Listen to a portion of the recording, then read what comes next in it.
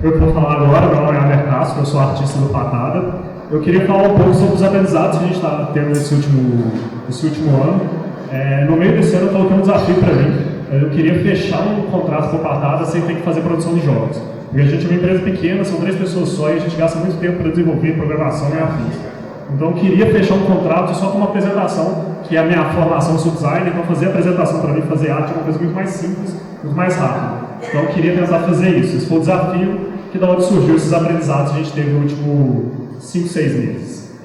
A oportunidade deu do Big Festival desse ano, com a Notaco, para quem não sabe, a Notaco é uma publicadora de jogos 18+, lá no Canadá. Eles estavam fazendo um stand no dia, como vocês podem ver, eles têm muito dinheiro para investir, eles estavam com 10 milhões de dólares abertos para investimento. Eu falei, pô, bacana, vamos tentar conversar com eles, vamos ver o que a gente consegue fazer. A gente apresentou na época o spin-off do Fake News, que era o projeto nosso que estava concorrendo, melhor jogo brasileiro, melhor jogo educacional do Big Festival, e eles gostaram muito da ideia. Eu falei, olha, bacana, vamos fazer uma versão disso. E aí a gente começou a conversar, mandando a apresentação, eles pediram alterações, mandando documento, e de repente eles falaram, ok, vocês passaram da primeira gate, que era a gate de avaliação 1. Aí eu falei, então o negócio começou a ficar sério. E aí eles começaram a pedir documentos, detalhamentos, tudo coisas sobre o processo, sobre o jogo que ainda não existia. A gente não tinha feito nada, era só uma ideia e, digamos, uma apresentação, um desenho sobre isso. E aí, em determinado dia, eles viraram e falaram assim, we need a game for warfare. E eu, obviamente, no alto da minha sabedoria, essa foi a minha reação. Eu fazia zero sentido o que era isso. Eu sabia o que era o wireframe, eu fazia para o Patada, para os clientes do Patada já, para apresentar o processo, né, como que vai funcionar o jogo, como vai funcionar o aplicativo, a fita do jogo, mas exatamente o que era o game flow, eu não tinha muita ideia.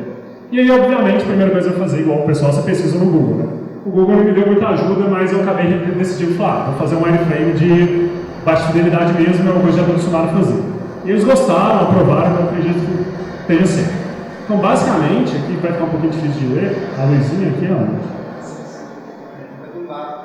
Do lado? Bom, vou falar, né? Então, basicamente, é um mapa do jogo, mostrando quais são as telas. Então, a gente começa aqui, primeira tela, para onde você vai? Você vai para a segunda tela. O que tem nessa tela? Você pode ligar para tudo. Então, basicamente, um esforço mental, você vai pensando qual é o mapa do jogo e vai entendendo isso. Isso aqui é tudo processo de arte, né? Não tem programação, não tem nada disso. Isso começou a me dar uma luz muito clara para os projetos do Patada. Que a partir de então, a gente começou, igual eu falei, a gente fazia o wireframe para cliente. A gente mostrava isso para ele, como é que ia ficar o projeto, como é que ia ficar o feature. Mas internamente a gente nunca tinha feito isso, para a empresa, a gente nunca tinha colocado isso. E a partir de então, a gente começou a fazer para todos os nossos projetos, porque começou a dar uma luz maior sobre qual que é a cara desse jogo. Então isso aqui é a versão do Netpipes, que é o nosso jogo mais recente, é até completo. Então basicamente eu começo na tela de entrada, eu vou para o play, na parte de play eu posso escolher qual é o deck, quais são as cartas que você usa. Então eu já começo a abrir para outras questões. Então ele vai mostrando o mapa em cada ponto de interação, eu pergunto o que está acontecendo no jogo e o que eu preciso fazer. A partir disso, a gente também fez um para o Fake News, que era para o outro edital que a gente estava tentando escrever o projeto. E aí é mais claro, tudo que é ação automática, o jogador não precisa interagir, tudo que é vermelhinho é os pontos de interação dele. E o verdinho, mesma coisa, recompensa, ele volta para o padrão. Então isso aqui começou a dar uma luz maior para a gente no projeto. A gente começou a ter uma visão do todo do que está acontecendo. E aí, isso leva muito para o próximo ponto que eu queria comentar também sobre o que é arte, que é a questão de direção de arte, dessa visão do todo. Eu acho que isso aqui é um tópico muito amplo, tá? Eu vou falar só rapidamente para poder falar sobre o que é arte. Eu acredito que os convidados vão concordar comigo que os jogos, normalmente, quem está começando, quem está fazendo isso a primeira vez, falta direção de arte. A gente vê que a interface não conversa com o personagem não conversa com o cenário, e isso é visível, né? Parece um projeto amador. Isso é a mesma coisa que eu vou jogar no nosso primeiro projeto. Esse é o Ovelhas Contra-Ataque, foi um jogo que a gente fez em 2017. Se você for ver ele é um caos. Os personagens, por exemplo, ele tem um estilo vetorial, o cenário ele é um minimalista, a interface é super detalhada com luz e sombra, nada conversa com nada. Então, assim, ele é um caos. Esse fundo aqui, só de pensar que foi eu que fiz isso, até dói um pouco de lembrar. Mas, se você for para o nosso segundo projeto, a gente já tinha uma orientação mais clara. Esse era o elemental. Aqui, a interface, ela já conversa com o cenário. O cenário já conversa com o personagem. Tudo aqui ainda está muito ligado. Tem umas questões de luz e sombra e afins que não está 100%, mas ele já tem uma direção de arte de estilo. É isso que eu quero fazer. Você vê que isso aqui faz parte do todo. Esse aqui você vê que isso aqui é uma coisa, isso aqui é outra coisa, isso aqui é outra coisa. Ela não está conversando entre eles. Então essa questão da direção de arte acontece muito pela questão do que é arte. Esse é o Netpipes, que foi o jogo que a gente fez durante o Game Jam, essa é a primeira versão dele. Tinha 2 dias de projeto, nem só os shaders dele tinha, né, galera? E o que aconteceu? Eu estava com muita dificuldade de entender esse projeto, de como dar uma cara para ele, né? Essa foi a primeira versão dele, a gente fez isso na Game Jam. Ok, ele passava a ideia do que era, basicamente você tinha que conectar, levar essa energia para o cantinho aqui, então você ia girando os turbinhos. E ele foi passando por várias definições, várias variações de interface. Essa segunda interface, logo um mês de trabalho mais ou menos, ele tinha um cenário, então tinha uma tela de fundo, mudou um pouco a cara das coisas, mas ele ainda não estava adequado para mim ainda, ele não tinha uma linguagem, não falava o que era. E aí a gente fez algumas outras variações disso também, que é dentro da Unity mesmo. Uma versão mais minimalista de reduzir a interface, de tirar ela do meio, ainda não era muito 100%. E aí a gente começou a trazer umas questões de temáticas mais medievais, aí tinha os banners e afins. Mesma questão, ela ainda faltava uma unidade dentro do projeto.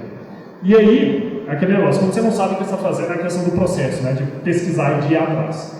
E eu comecei a pesquisar realmente, como que eu faço uma interface que funcione e que é claro para isso.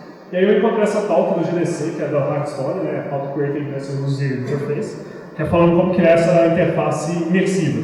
E eles explicando todo o processo de criação daquele, digamos, daquela caixa do Hearthstone, que ele é dentro de uma caixa num tabuleiro que ele se abre, né. E um dos pontos que ele colocou muito, que eu acho que é relevante saltar, é a questão do key art. A key art ele fala que não necessariamente é um processo de concept, não é uma coisa muito bem definida, mas é uma arte que estimula tanto a equipe como stakeholders do projeto para trabalhar naquilo, que fala qual é aquela visão do projeto. Então, no nosso caso, ele falou, isso pode ser uma concept art, isso pode ser uma tela do jogo, pode ser qualquer coisa que represente essa ideia total para isso. E no nosso caso, o que funcionou como key art do Match Pipes foi uma concept de tela de procurando partida. A gente estava tentando entender o que era isso, o que era o jogo. Então, isso aqui era um tabuleiro de uma mesa, né, madeira, aí tinha os itens mágicos aqui, tinha a questão do scroll mágico, uma pedra mágica. Então, isso aqui pra gente meio que resumiu qual era a ideia do projeto que a gente queria. Que era fazer uma versão, digamos assim, um jogo amigável entre magos, basicamente, um board game para magos. Então isso aqui chegou numa ideia que é, ok, isso ficou claro pra gente. E aí a gente começou a trabalhar em cima disso. E aí, essa é a versão mais atual do projeto agora, no momento que ele está, né? Que aí, aqui tem mais uma cara ele tem uma identidade. Ainda não está 100%, tem algumas coisas para mexer, mas, por exemplo, você já vê que é um scroll mágico, onde que a partida acontece, tem um lado do personagem, tem as cartinhas mágicas, então ele está muito mais interligado, ele faz mais sentido dentro disso. E esse processo de key art a gente usou muito para tentar fechar esse contrato para anotar. E isso foi uma coisa que eles levantaram, esses dois pontos, tanto o GameFlow Wireframe como o key art, que eu não vou mostrar key art aqui porque é um jogo 18+, obviamente. Então, assim, isso começou a dar uma cara para o projeto. Então, isso ajudou bastante na gente nesses últimos meses, né? E o que eu queria mais falar é isso, porque é um processo interno, assim, de uma parte da equipe. Eu não preciso colocar o Marcelo e o Sul para fazer isso. Então, é muito mais prático, é muito mais rápido. A gente consegue fechar uma ideia, consegue fechar um processo, né, um contrato, pelo menos a gente está nesse processo, sem ter que utilizar a força 100% da equipe. Então, para a gente é muito de otimizar recurso mesmo. A gente é pequeno, a gente tem pouca coisa para fazer, o que a gente consegue fazer por conta do que cada um consegue apresentar e levar para fora e conseguir o financiamento dentro disso. Então, é isso, pessoal. Eu queria só apresentar os últimos aprendizados que a gente teve nesses últimos meses, com base no processo de art, de GameFlow Wireframe, que é uma coisa que agora a gente está usando para todos os processos nossos, que é para dar essa visão do todo do projeto, né? Para deixar bem mais claro o que está acontecendo, tanto para internamente como para cliente ou para, no caso, investidor também. Então, é isso.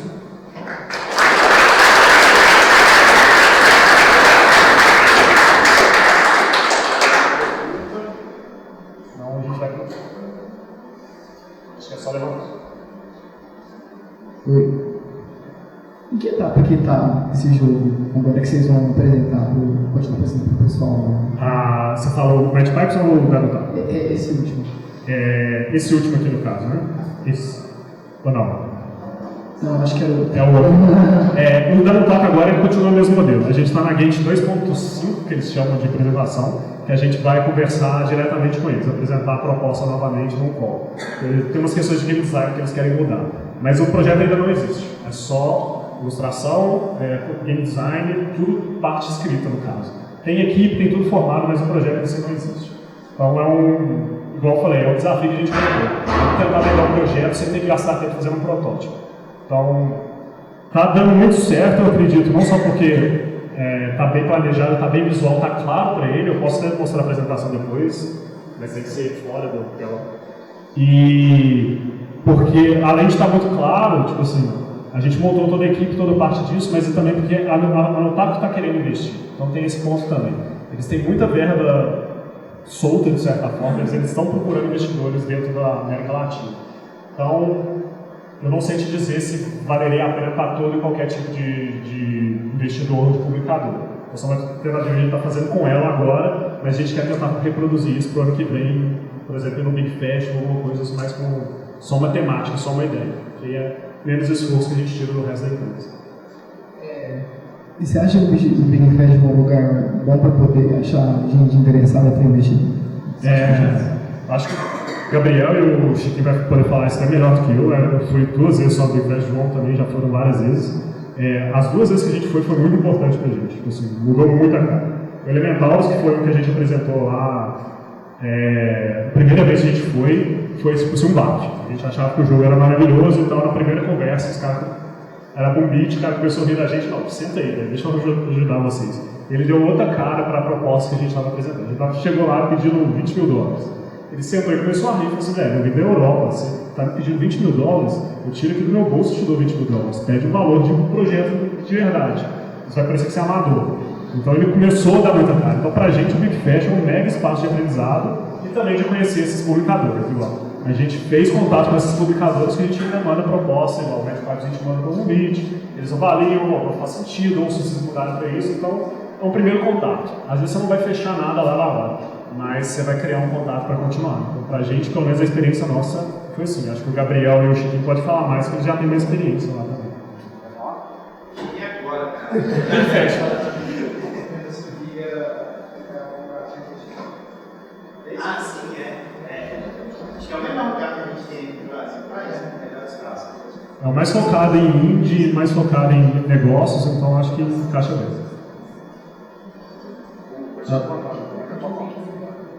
Tá ligado?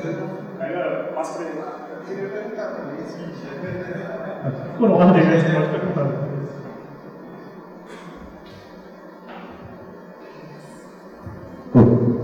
Tudo jóia? Sobre o GameFlow FM, quais foram os pilares principais quando vocês começaram a produzir aquele conteúdo para jogar para o Notaco? E quais foram as maiores dificuldades assim, que vocês tiveram no processo? Você fala do processo para o Notaco, né? Isso, do carro do GameFlow FM. Igual eu falei, eu sou designer, eu tenho formação de design, então eu já tinha feito processo de desenvolvimento de aplicativo e coisas desse tipo. Então eu sabia o que era um desenvolvimento de wireframe, que era fazer a versão simplificada. Então eu procurei mais ou menos para entender eu comecei a pesquisar para entender o que seria, no caso, o GameFlow, tipo, o que é o processo do jogo. Então foi basicamente, eu fui mapeando processo por processo, é tipo um exercício de mapa mental. Pô, eu abri o jogo, onde que eu estou? Estou na tela inicial, beleza, o que eu preciso fazer nessa tela inicial? Eu preciso preciso fazer login? Preciso entrar direto para o jogo? Preciso ter opções? E aí eu vou eliminando e colocando o que eu preciso fazer. Então daí eu vou dando branch em todo o processo. É literalmente um mapa mental do jogo, né? Tipo, não um mapa mental, porque você faz aqui. É um mapa do jogo mesmo, onde você coloca cada pedaço o que está acontecendo nele. Então aqui, aí tem as divisões de interação com o personagem, por exemplo, aqui. O personagem está na terceira etapa já? Não está. Então ele volta para a primeira e repete esse processo. Ele está na terceira etapa, ele vai para rewards. E aí você vai continuando. Basicamente, o flow seria esse caminho inteiro do jogo mesmo, que ele percorre. E aí ele percorre todas as etapas do jogo, para mostrar. Isso dá uma visão muito clara para o investidor, tipo, qual que é a cara do jogo no final. Ele consegue ver, vou passar por isso, vou passar por isso, vou passar por isso, vou ter essa recompensa aqui no final e vou retornar para a tela inicial. Ele funciona um pouco, é uma versão mais detalhada do que seria o core loop do jogo. O core loop é muito fechado no core mesmo, né? Tipo, ação inicial, sua recompensa e o que você repete. Esse aqui, por exemplo, o core loop do jogo é só essa parte 5. Aqui já entra o processo de metagame, o que ele ganha, o que ele usa dessas recompensas. Mas ele teria mais a ver com UX, por exemplo? Exatamente, seria mais esses lá de experiência usuário. Igual eu falei, eu pesquisei dentro do Google o que seria o GameFlow Wireframe, tem algumas imagens, cada um faz um modelo, então essa foi a versão que eu adaptei de UX para fazer. Eu acredito que dava certo, porque em nenhum momento eles falaram, não era isso que eu estava buscando não. Então, como eles avalidaram, eu falei assim, beleza, é isso. E pra gente ajudou bastante, a gente começou a ter essa visão toda do jogo. Muita coisa aqui nesse processo de metagame mesmo, a gente começou a perguntar, peraí, isso aqui não é uma feature do jogo, eu precisava ter porque fazia sentido continuar. Então aí você volta e adiciona isso. Então é uma forma de você ir fazendo o processo de game design junto também. Para mim, pelo menos para a gente, ajudou muito isso. Como o jogo não existia, não era tudo muito mental. Então fazer esse processo foi dando várias respostas que a gente não tinha feito antes. Uma pergunta rapidinha. Que ferramenta você usa para fazer esse esquema? Aí é o Illustrator, né? Tipo, tem ferramentas feitas para isso, você pode fazer um Adobe XD, coisa desse tipo. Mas eu sou old school ainda, então eu uso o Illustrator para fazer tudo. Não, pode crer. Não recomendo, tá? Tem ferramentas que você faz o trem muito mais rápido, muito mais prático, mas aqui tá tudo mapeado, os comandos, você já faz muito facilmente. Então, a primeira lá no Ovelhas Contra-Ataque, a gente vê que tem vários estilos diferentes. Você, nessa época, já era o único artista, né? Sim, sempre fui o único artista do Tatado, e o que é mais vergonhoso ainda é porque eu não posso colocar culpa em ninguém. Realmente, isso aqui é meu. Sim, mas a gente vê que você já usava vários estilos de arte diferentes. É um problema que eu encontro muito quando tem mais de um artista na equipe. Você tem alguma dica assim, de como gerenciar vários artistas diferentes terem o mesmo estilo de arte e encaixar? E aí eu acho que isso cai de novo no processo de ter uma arte guia, seria essa aqui arte. Você poder mostrar, olha, essa é a referência final. Isso pode ser um moodboard, alguma coisa de referência. Você ter referências visuais e falar, ó, é esse estilo de arte que a gente está fazendo. E isso também vai de artista para artistas. Eu sou designer antes de ser ilustrador, então eu consigo, meu traço é muito adaptável para várias coisas. Eu não sou um especialista nisso, acho que o Chiquinho está na mesma faixa. Então assim, quando a pessoa é muito ilustrador mesmo, ele tem um estilo próprio e é difícil ele sair daquilo. Então você tem que entender também qual é o estilo do profissional que você está trabalhando. Um designer normalmente é mais mercado, ele trabalha para solucionar um problema. Então eu consigo adaptar. Aqui meu estilo é super mega vetorial. O da Nutapo que a gente está fazendo é um mangazão, anime, coisa. Então, e é tudo traço meu, entendeu? Então eu consigo fazer essa adaptação. Mas se você tiver um artista que a arte dele é muito foda, ele não consegue sair daquilo, usa a referência dele como base e adapta todo o resto para cima daquilo, entendeu? Porque a questão é essa, faltar qualquer luz guia. Então se esse artista é muito bom, o personagem dele é muito legal, vamos fazer tudo em cima do traço dele. E aí você adapta o resto para isso. Normalmente tem um designer para isso, é bom. Vai naquela tela lá do Gameflow, por favor. Eu estou confundindo, esse trem para cima e para baixo. Eu acho muito interessante o que você fez, porque justamente dá essa visão que a gente não tem, né, da ideia, quando a gente coloca, faz o caminho é outra coisa. E aí o que eu venho fazendo é substituir aquela tradicional noção de GDD, é justamente mesclar essa ideia do flow do jogo, mas com as próprias telas. Então eu faço no próprio PowerPoint esse flow e aí eu vou criar hiperlinks, e aí eu rodo uma apresentação e eu sei tudo que está acontecendo no jogo, e aí do lado direito assim eu falo, aqui mecânica tal, acontece isso, isso, isso. Mesmo que seja bem resumido, mas para mim agiliza muito e eu consigo explicar para o cara que vai programar, enfim, eu tenho uma dimensão muito maior do que o que realmente é o jogo, o que precisa ser feito. Eu acho que é uma forma muito mais prática e concisa da gente realmente ver, né, o que é o projeto. Achei muito legal.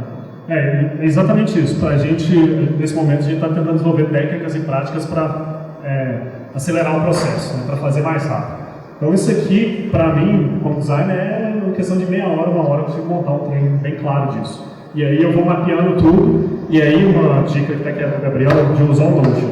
A gente tem um Notion, seria tipo um bloco de notas misturado com o Google Docs online. Então ele tem quase tudo, ele tem Trello, tem tudo, o Excel, enfim. Eu posso até mostrar depois. E aí, essas partes mais técnicas, a gente coloca realmente no Notion, que vira um GDD prático. Mas essa parte inicial aqui de mapear, e aí eu vou vendo, aqui eu preciso colocar a experiência com o personagem, essa aqui eu preciso ter isso. E aí isso entra hiperlink para o Notion e fica lá registrado. Então eu tenho a noção do jogo inteiro aqui, e aí a parte mais detalhada eu entro lá no processo. Né? Eu acho que eu consigo até... tem que abrir aqui, não está no ocupado. Mas depois eu posso mostrar no intervalo. Tudo bom? Tudo bom? Aproveitando que você está falando aí da parte artística, eu sou compositor e sound designer, então eu gostaria de saber, mais fácil de se comunicar, como que você está pensando no processo de composição, a questão do áudio no geral, como todo? Você vai contratar por fora, você também vai fazer? Como você vai fazer? A gente tem um sócio, que é o Tsu, ele é o nosso compositor, então sempre a gente tem uma demanda de som in-house. A gente tem um programador, um compositor e eu, que é o artista generalista. Então toda a parte de som nosso, em geral, passa por dentro da empresa.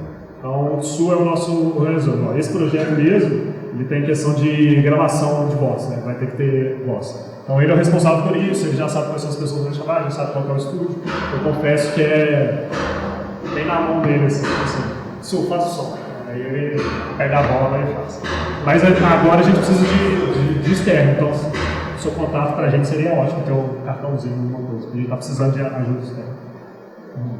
Minha dúvida é em relação a se vocês chegaram a pensar em usar alguma tecnologia disruptiva para fazer, por exemplo, a realidade aumentada. Você tem o tabuleiro físico, você aponta o celular para o tabuleiro, aí tem a projeção do objeto, você consegue fazer o jogo usando esse tipo de tecnologia. Porque eu estou mexendo muito com a realidade aumentada. Aí eu veio essa ideia na minha mente, não sei se vocês chegaram a pensar sobre essa possibilidade. A gente sempre pensou em fazer, né? Até tem um caso específico da Mobius, que é outra empresa aqui de Minas, que está começando com os projetos de AR muito bacana. É VR, tem um AR ali, que é muito bacana, só que aí entra na questão de limitação. Eu tenho zero noção de 3D, eu não sei realmente como fazer essa parte. Então a gente sempre trabalha nesse processo do patada, tipo, qual é o nosso mínimo? Essa aqui eu tenho certeza que eu consigo entregar. Então a partir disso a gente vai crescendo. Então o mínimo básico do jogo ele tem que estar dentro da empresa. Igual, esse aqui mesmo ele cresceu um pouco o escopo. A gente tem necessidade de ter um animador de spine. Eu tenho uma noção básica de como funciona, mas é mais fácil eu ir para o Chiquinho e pedir para ele fazer para a gente terceirizar. Então quando foge um pouco do nosso escopo, a gente pega o pessoal de fora. Mas a princípio as ideias é sempre, isso aqui se der merda, a empresa entrega. Então beleza, então fica na nossa mão. É ruim a mentalidade, mas a gente está tentando sobreviver por enquanto. Quando tiver dinheiro sobrando, aí a gente vai arriscar loucamente. Mas agora é pé no chão. Mais alguém? Então, muito obrigado, Adler.